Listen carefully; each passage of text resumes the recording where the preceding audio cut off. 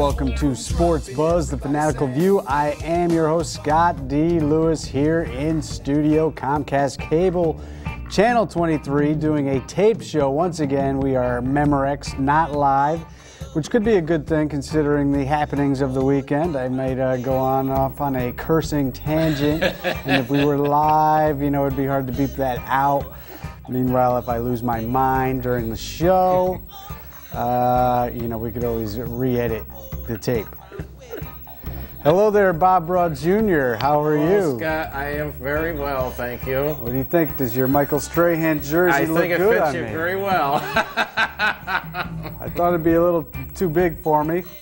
Been hitting the weights, I guess, maybe. Yeah. Fill it out, not too bad. Yeah. Blue colors, big blue for those Giants, which means we know who won the bet and who lost the bet and who won the game and who lost the game, or who gave away the game, or who was given a game. Yeah, somebody was given a game. We are talking, of course, about the Super Bowl. Before we get to it, yes, that is Bob Broad Jr. from Spotlight On. Yes. Anything special coming up on Spotlight On this week, Bob? Nothing special.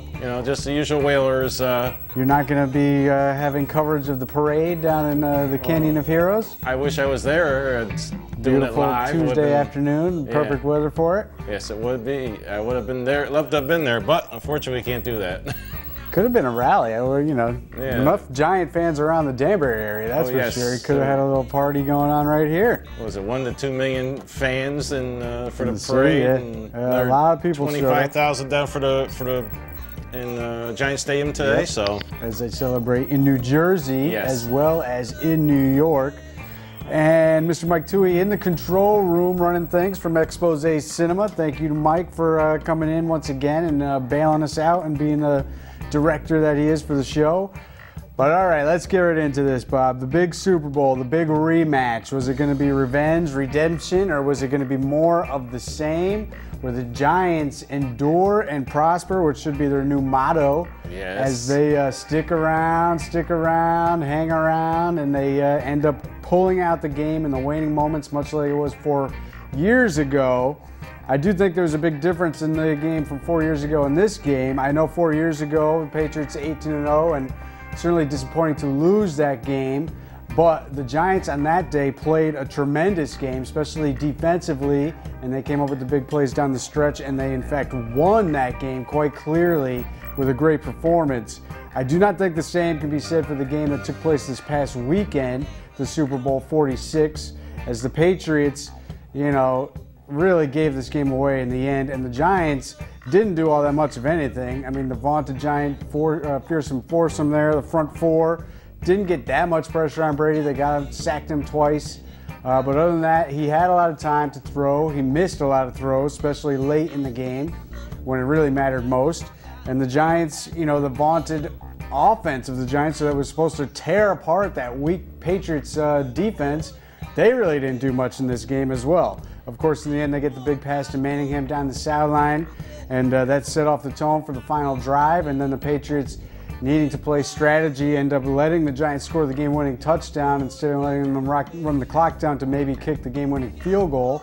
So that was a little bit anticlimactic as well. Patriots tried to put a drive together. They have about 58 seconds left. Yeah, and when they get the ball back and one timeout, a couple drop passes, a couple missed passes.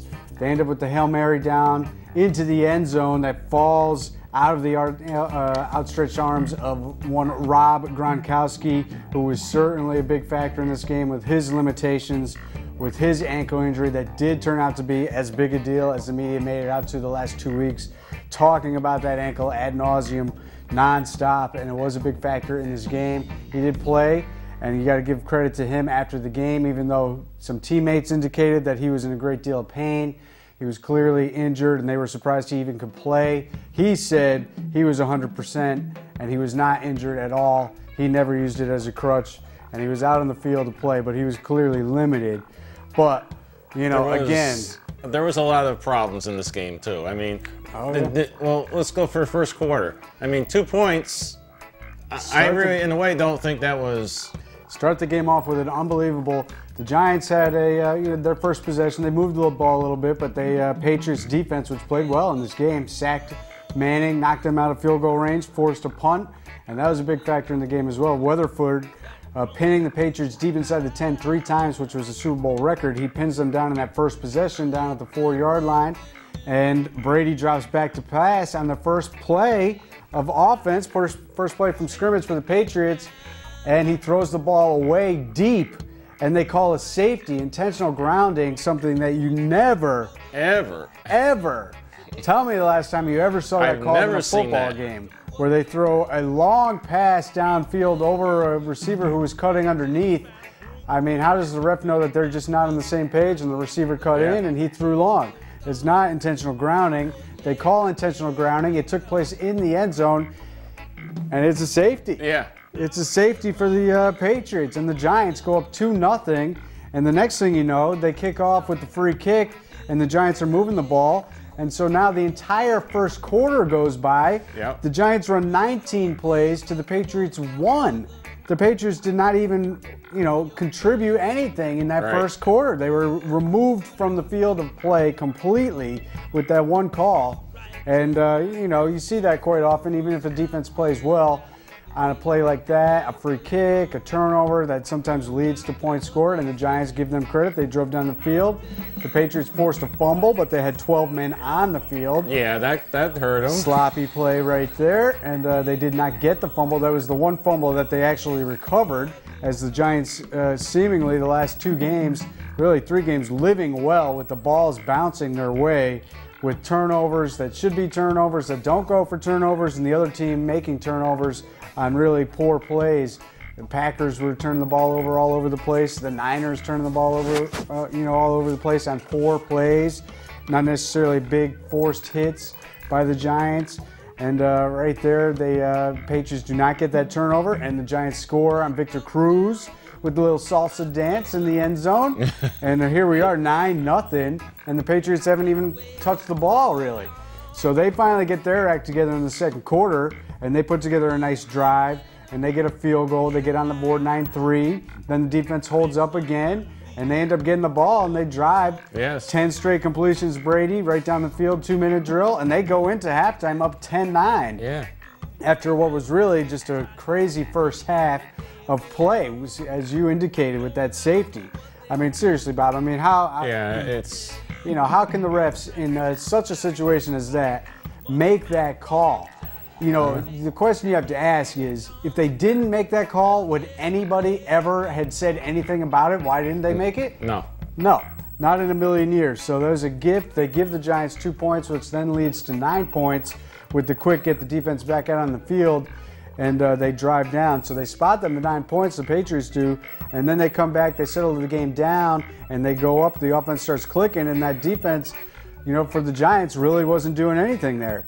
They moved the ball really with ease there, even though Gronkowski was affected. He did have his only catch, I believe, was in that drive, right? Yes. The nice pass he had down the middle. He was only targeted twice in the entire game. He clearly could not cut on the ankle. He could run some straight routes, didn't have much pressure coming off the line, didn't have that burst, was not explosive at all in this game. And so the Patriots then come out in the second half as they deferred on the opening kickoff, as we know that they would. They always do, and they get the ball in the second half, and they go right down the field again, and they score, and all of a sudden it's 17-9. Looks like the offense is going well, and the Patriots have control of this game, but it just was not meant to be, as they did not continue to execute after that point. That would be their last points in the game early in the third quarter. Meanwhile, the Giants offense having difficulties, but moving the ball a little bit, and they come down, they kick a field goal, 17-12. Then they make it 17-15. And the key, actually, early in that fourth quarter, Patriots stripped the ball from the Giants twice in that second half. Yes. But early in the fourth quarter, Bradshaw gets stripped inside their own 10-yard line, Bob. And if the Patriots recover that football right there, they're punching it in the end zone for sure. But again, it's just the way the ball has bounced. The Giants should have had 4 turnovers against the Niners. 2 interceptions where the defenders run into each other. They had the strip sack of Manning in that game, and the wet surface caused the Niners to have the ball squirt out of the defender's arms who pounced on it. And then the fumble that should have been a fumble that the refs took away from the Niners that would have ended the game and given it to the Niners on Bradshaw. Doesn't go for a turnover. Meanwhile, the Niners have the 2 turnovers that everybody knows about with their kick return man and those situations there that led to the win for the Giants to get them in. So here, they're dodging bullets left and right. The ball's on the turf 3 times, and it's bouncing right to Giant players, and the Patriots cannot pounce on it. And, I hear, hustle plays, this, that, and the other. The ball bounced into the Giants guy's arm. Sometimes it's just simply the way the ball bounces, and that is it. The Patriots are hustling to the ball as well, but the ball took those fortuitous bounces. The Giants do not turn the ball over. They end up cutting the lead to 17-15. Then the Patriots do turn the ball over on an ill-advised play by Tom Brady. He breaks free, gets away from some pressure there, and decides to throw the ball down deep to Gronkowski. The second time he looked at him all day, and here was a play where Gronkowski clearly could not help knock down the ball, at least, if not try to make a catch on this ball as he's fading away. Could not, get his momentum turned backwards as it was underthrown. And the defensive player, who's that? Washburn? Yes.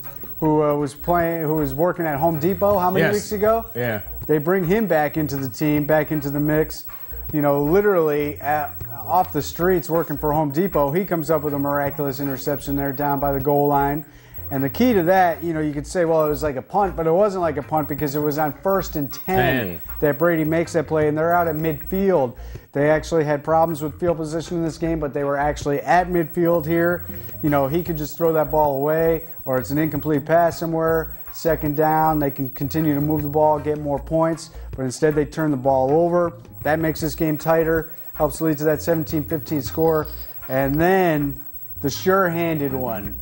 We get the ball and we go to the...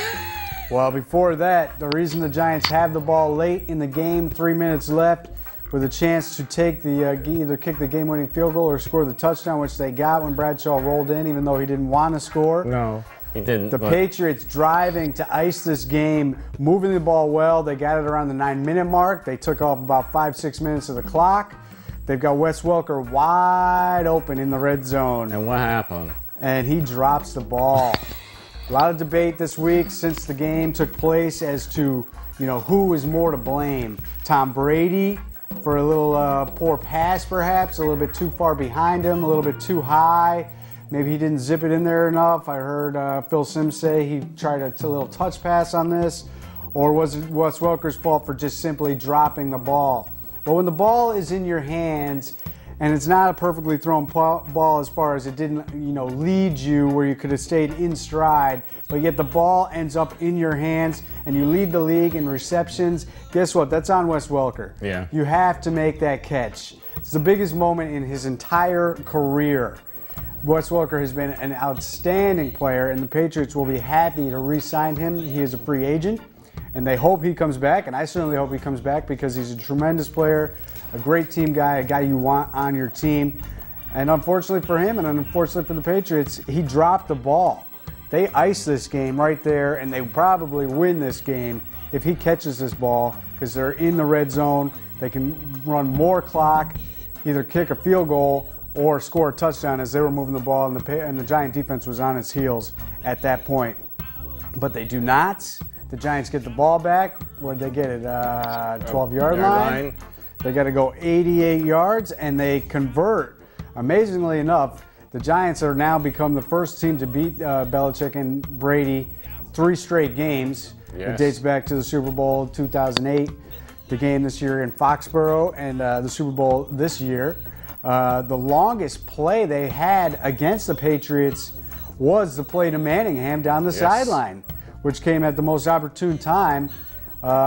Manning flicks one out there. He dodged a little sidestep, a little pressure coming up the middle, stepped up and kind of flicked one out there, and Manningham comes down with the ball, toe taps the sideline. Crucial on this was it was a very close play, and at that juncture in the game, you can't really fault the Patriots for challenging that play.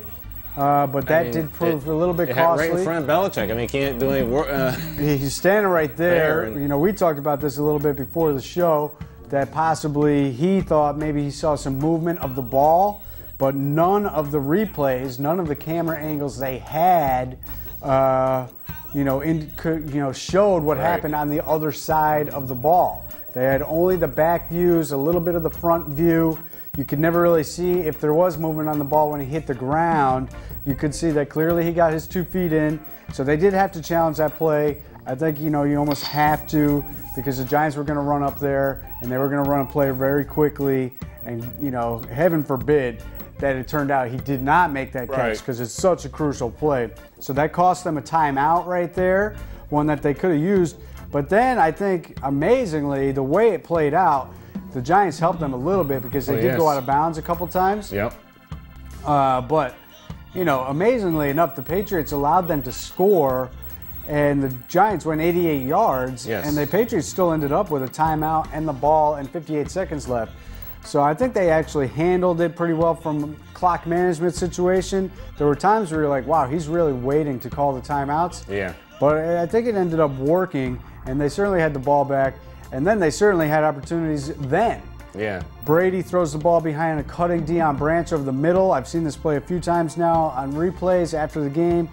And if he catches that ball, he is going possibly the distance, certainly for at least 60-yard gain, because he has got a seam and he's got nobody back there, and it would have been a foot race. And Branch has got pretty good speed, even as he's a little bit older right now. But he threw the ball slightly behind him, which allowed the Giant player to make a great play and deflect the ball. We saw Aaron Hernandez drop a ball on this possession. They did convert a 4th and long after a sack to Branch, and that kept the drive going and led to the Hail Mary, which, Hernandez did a pretty good job knocking that ball up in the air, and Gronkowski made an effort to try to get to it, but, he didn't have the mobility really to clearly get a great effort to try to come up with that tipped ball for what would have been an incredible touchdown. So once again, it's super disappointing for the Patriots and their fans. I mean, nothing will ever take away winning 3 Super Bowls.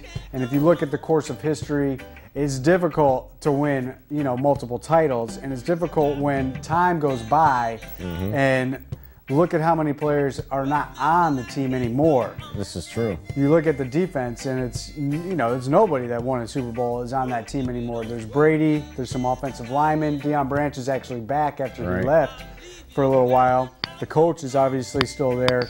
But in free agency, this era of the NFL, it's tough to keep a team together. Plus, time goes by, guys retire. Well, we got 10.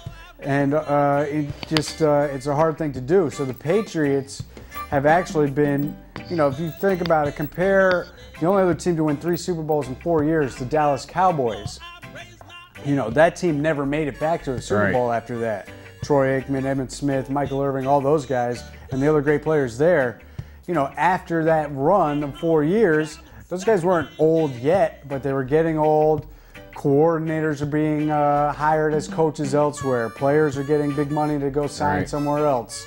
Guys are retiring. The thing starts breaking down. Other teams get better, come up, and there's new teams on the horizon. All that stuff happens. So the Patriots, amazingly enough, with Brady still there and Belichick still there, have been reworking the team, integrating new offensive weapons, integrating a new defense entirely, a very young defense, which improved this year, even though a lot of people said they were horrible. So they, amazingly enough, were able to get back to the Super Bowl. The question is, can they get back again? Yeah, that's a true. Because if you really look at it and you were to analyze the whole situation, Gronkowski, Hernandez, 2 of the most dynamic players in football. This is only their 2nd year. Right. If they could get a speed threat, deep threat, wide receiver, hello, Chad Ochocinco is not the answer. Right. And maybe a pass rusher. Who's to say the Patriots aren't going to be right back? So I know all the Patriot haters out there love to take joy in the defeat as they have this week. But I got news for all of them. The Patriots really are not going anywhere. In fact, they're probably only getting better. Because if you think the Giants at the beginning of the season, no expectations. But what were the Patriots' expectations at the beginning of this year? They came off 2 disappointing playoff losses. Nobody knew. Everybody thought the Jets were the new team on the block. Everybody thought the Jets were the best team in New York City. Now. Hello, Sexy Rexy. Your team didn't even make the playoffs. The Giants are the ones who basically knocked you guys out. And the Giant team, who you said was not better than you guys. You guys are better than them. You own the city. Guess what? There's a parade that's been going on. And a rally going on. What are you doing? Sitting home watching it. You're not a part of it. The Giants are a part of it. So give Eli Manning credit, the Super Bowl MVP, for another thrilling comeback performance in this game. The defense did enough, I guess you could say. The sack by Tuck, they only got to him twice, but one of them banged up Brady's shoulder, his left shoulder, which he's had problems with in the second half of the year. That could have been a difference because his accuracy was not the same after that. Remember, Brady completed 16 straight passes during this game at a Super Bowl record. Manning started the game by completing 9 straight passes, which was also a Super Bowl record. And the Patriots' 2-minute drill was a 96-yard touchdown drive, which was the longest in Super Bowl history. So, there was good and there was plenty of bad. Mm-hmm. But what do you got to say, Bob? I think we had a great game. We will see what happens next year. Endure and prosper. The new motto. All in was the motto, but I say it's endure and prosper. Some teams just live right. If you think about all the things, not just in this game, but the game against the Niners, the way the Packer game went, the tragedy that befell the Packers before that game happened, some of the things that happened during the regular season, 12-point lead in Dallas at home. They have a man wide open.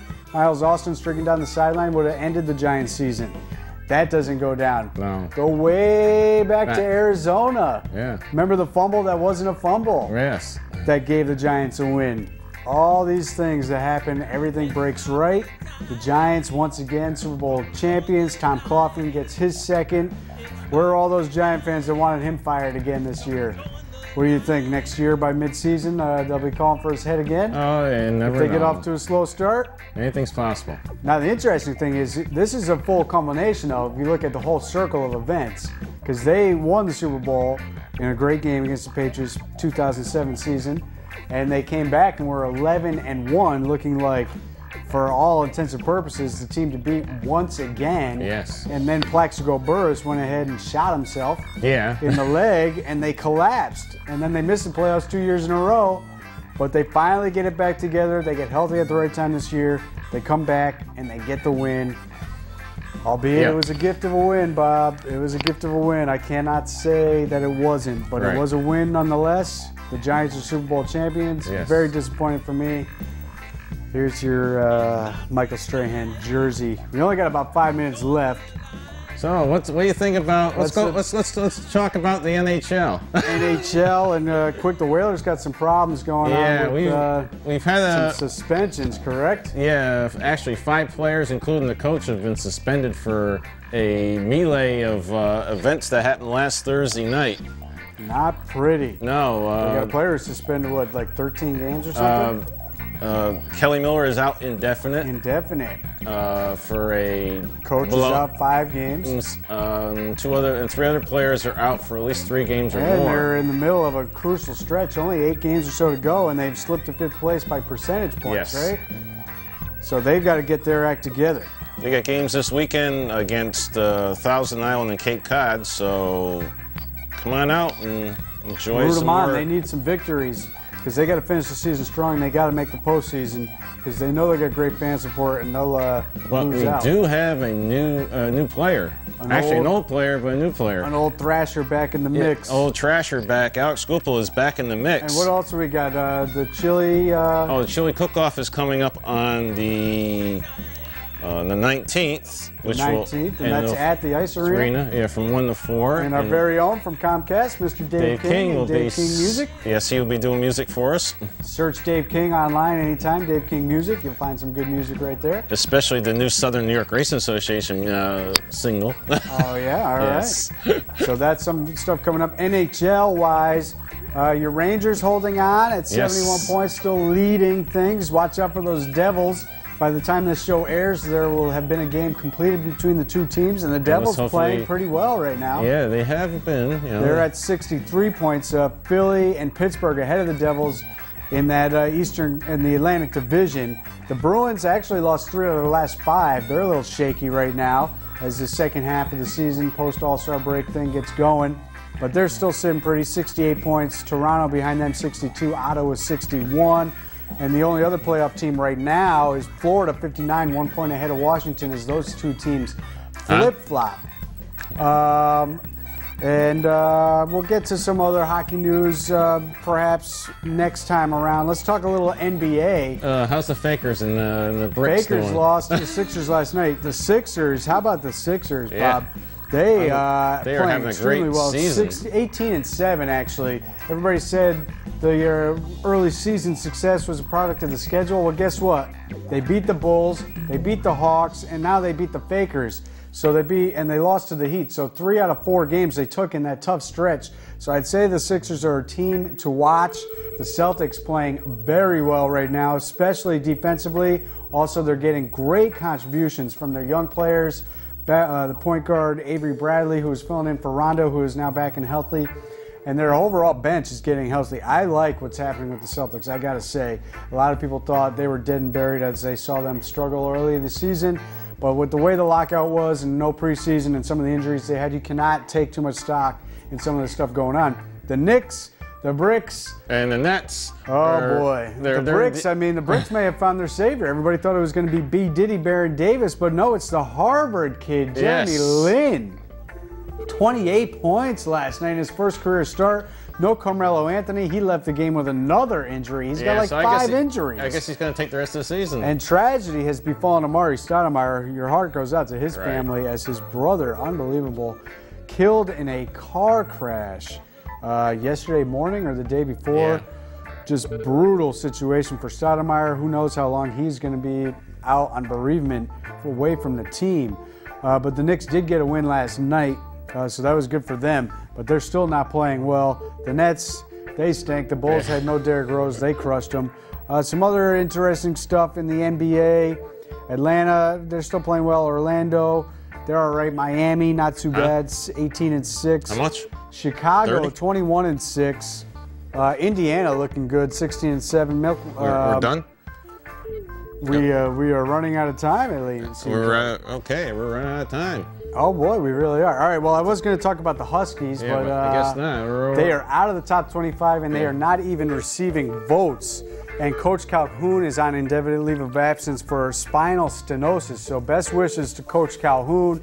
Hopefully he can get feeling better soon and get back to the team. But it might be the George Blaney show down the stretch, and they're going to need to do something because they lost 5 out of the last 6, and they're the defending champs, and they need to do something to get back in the dance. Well, that's it. Congratulations to the Giants. My Patriots, disappointing. What can I say?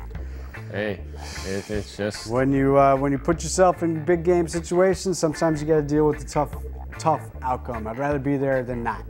Stay tuned. Next week we will be live once again. Thanks for tuning in. We'll see you.